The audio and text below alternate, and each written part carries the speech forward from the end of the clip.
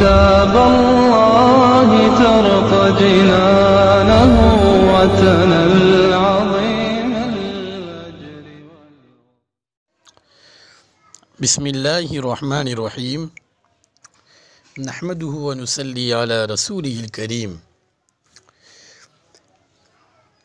رمضان المبارک کے مہینے کو اللہ رب العزت نے تمام مہینوں میں سب سے افضل اور بہتر قرار دیا ہے۔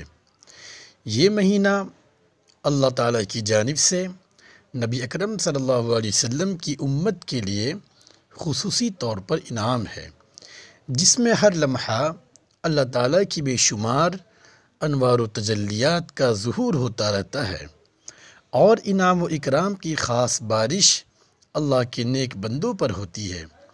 نفل عبادتوں کا ثواب فرض کے برابر اور فرض کا ثواب 70 گنا بڑھا دیا جاتا ہے، جیسا کہ صحیح ابن خزیمہ کی روایت ہے جس میں اس بات کا تذکرہ ہے۔ یہ وہ مبارک مہینہ ہے جس میں اللہ تعالیٰ نے اپنے بندوں پر اپنی خاص اور پسندیدہ عبادت روزہ کو فرض کیا، جس کا مقصد ایمان والوں کو تقوی و پرہیزگاری کا پیغام دینا ہے۔ اللہ تعالیٰ نے قرآن کریم میں فرمایا، یا ایھا الذین آمنوا کتب علیکم الصیام کما کتب علی الذین من قبلکم لعلکم تتقون۔ سورہ بقرہ آیت نمبر 183۔ ہم نے تمہارے اوپر روزے کو فرض کیا جیسا کہ تم سے پہلے لوگوں پر بھی اس کو فرض کیا تھا، تاکہ تم پرہیزگار بن جاؤ۔ یہ پرہیزگاری بڑی اہم چیز ہے اور اللہ رب العزت کو سب سے زیادہ مطلوب ہے۔ قرآن کریم میں اللہ نے فرمایا کہ تم میں سے اللہ کے نزدیک زیادہ عزت والا وہ شخص ہے جو زیادہ پرہیزگار ہے۔ ان اکرمکم عند اللہ اتقاکم۔ تو پتہ ہی چلا اس تقوی اور پرہیزگاری کی عملی مشق کا مہینہ یہ رمضان المبارک کا مہینہ ہے کہ بندہ اس میں اللہ کے حکم سے ایسی چیزوں سے بھی دور رہتا ہے جو اس کے لیے حلال ہے، کھانے پینے اور خواہشات نفس کو پورا کرنے سے بچتا ہے، کیونکہ اللہ نے روزے میں ان چیزوں سے منع کیا ہے۔ تو جب یہ چیز اس کے قلب میں راسخ ہو جائے گی تو وہ عام دنوں میں بھی ایسی چیزوں سے بچے گا جن سے اللہ نے منع کیا ہے۔ رمضان المبارک کے مہینے میں اللہ تعالیٰ اس عملی مشق کے لیے ایک خاص بابرکت اور نورانی ماحول فراہم کر دیتے ہیں۔ سرکش شیاطین قید کر دیے جاتے ہیں، جہنم کے دروازے بند ہو جاتے ہیں، جنت کے سب دروازے کھول دیے جاتے ہیں، نیکی کی توفیق میں اضافہ کر دیا جاتا ہے۔ روزے اور عبادات میں مشغولیت کی برکت سے گناہوں کی طرف میلان میں کمی آ جاتی ہے۔ غرض یہ کہ قدرتی طور پر ظاہری اور باطنی سپورٹ اس مشق کے لیے ہوتی ہے۔ اس لیے اللہ کے نبی صلی اللہ علیہ وسلم نے فرمایا، روزہ صرف بھوکے رہنے اور پیاسے رہنے کا نام نہیں ہے۔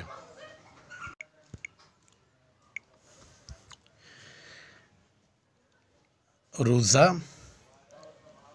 صرف بھوکے پیاسے رہنے کا نام نہیں ہے، بلکہ بدن کے ہر حصے کے لیے روزہ ہے۔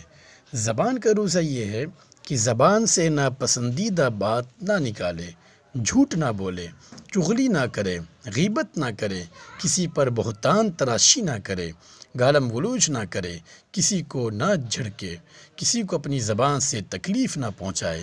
نگاہ کا روزہ یہ ہے کہ نامناسب چیزوں کی طرف نظر نہ کرے۔ ہاتھ کا روزہ یہ ہے کہ ہاتھ سے کوئی گناہ کا کام نہ کرے، کسی کو پریشان نہ کرے، اپنے ہاتھ کے ذریعے بندگان خدا کی تکلیف کا سبب نہ بنے۔ پیروں کا روزہ یہ ہے ناپسندیدہ جگہ پر قدم نہ رکھے۔ غرض کہ جس طرح کھانے پینے سے شہوت کو پورا کرنے سے رکتا ہے، اسی طرح دیگر منہیات سے بھی رکے، اپنے آپ کو گناہ کے کاموں سے باز رکھے۔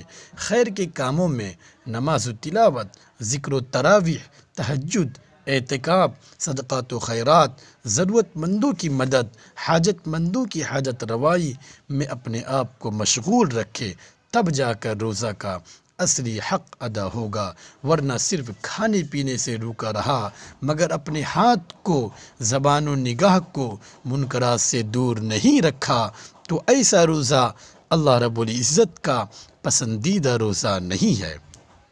نبی اکرم صلی اللہ علیہ وسلم نے فرمایا، اگر انسان رمضان میں گناہ سے باز نہ آئے تو اللہ تعالیٰ کو کوئی ضرورت نہیں ہے، اس کے بھی بھوکے اور پیاسے رہنے کی کوئی ضرورت نہیں ہے۔ بخاری شریف کی یہ حدیث ہے۔ اس لیے روزے کو اس کے تمام حقوق کی رعایت کرتے ہوئے رکھنا چاہیے۔ قرآن و حدیث میں روزے کی بے شمار فضیلتیں بیان کی ہے۔ ایک حدیث قدسی میں نبی اکرم صلی اللہ علیہ وسلم نے فرمایا، الصوم لی وانا اجزی بہ، کہ روزہ میرے لیے ہے اور میں ہی اس کا بدلہ دوں گا۔ تو معلوم یہ ہوا کہ رمضان المبارک کا مہینہ شروع ہو چکا ہے، اللہ کی بے شمار انعام نازل ہوتے ہیں، رحمت کا یہ اشرہ چل رہا ہے، رحمتوں کی بارش ہو رہی ہے، اللہ نے نیکیوں کا سیزن بنایا ہے، نیکیوں کے دروازے کھلے ہوئے ہیں، ذکر و اذکار کے ذریعے، تلاوت کے ذریعے، تسبیح کے ذریعے، تہجد کے ذریعے، اعتکاف کے ذریعے اور بھی بہت ساری عبادتوں کے ذریعے ہم اللہ کے قریب ہو سکتے ہیں، عبادت کر سکتے ہیں، اپنے اللہ کو راضی کر سکتے ہیں۔ تو اللہ نے یہ رمضان کا مہینہ ہمیں دیا ہے تاکہ امت مسلمہ کے اندر تقوی، پرہیزگاری، خوف خدا، اللہ کی طرف رجوع کرنے کا ڈر، اللہ کی طرف رجوع کرنے کا شوق اور جذبہ اور نیکیوں کا جذبہ پیدا ہو جائے۔ یاد رکھیے، آج کا یہ دور بڑا پرفتن دور ہے۔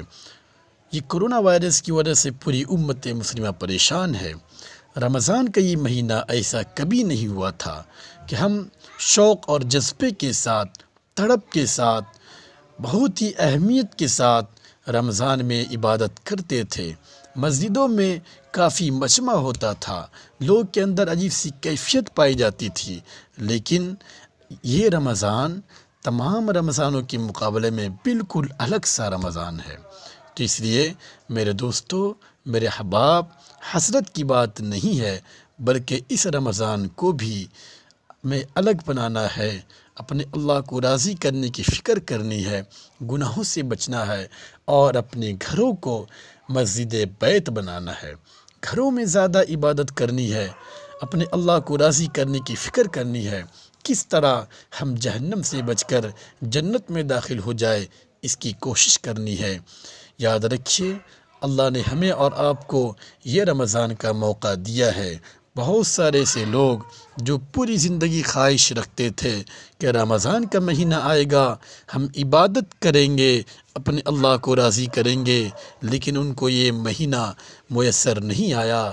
اللہ نے ہمیں اور آپ کو یہ مہینہ دیا ہے، اس کی قدر کریں، جتنا زیادہ ہو سکے عبادت میں گزارے، تلاوت میں گزارے، تسبیح میں گزارے، جتنا زیادہ ہو سکے تہجد پڑھے، جتنا زیادہ ہو سکے درود شریف کا اہتمام کرے، استغفار کی کثرت کرے۔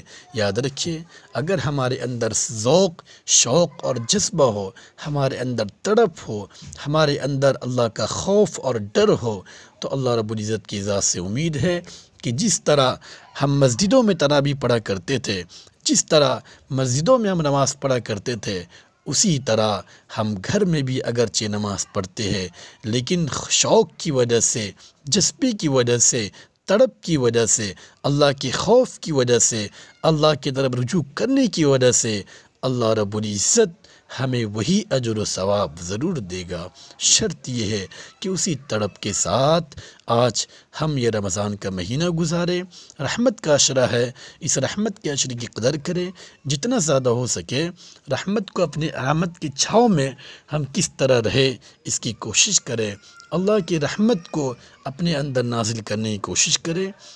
یہ رمضان کا پیغام پوری امت مسلمہ کے لیے ہے، اس پیغام کو آپ پوری دنیا میں عام کریں تاکہ ہر انسان تک یہ بات پہنچ سکے کہ یہ رمضان حسرت اور غم کا نہیں ہے، بلکہ اللہ کو راضی کرنے کا، اللہ کے خوف کا، اللہ کی طرف رجوع کرنے کا، اللہ کی محبت پانے کا، اپنے گناہوں سے توبہ کرنے کا یہ رمضان مبارک کا مہینہ ہے۔ اللہ ہمیں اور آپ کو ان باتوں پر عمل کرنے کی توفیق عطا فرمائے۔ وآخر دعوانا ان الحمد للہ رب العالمین۔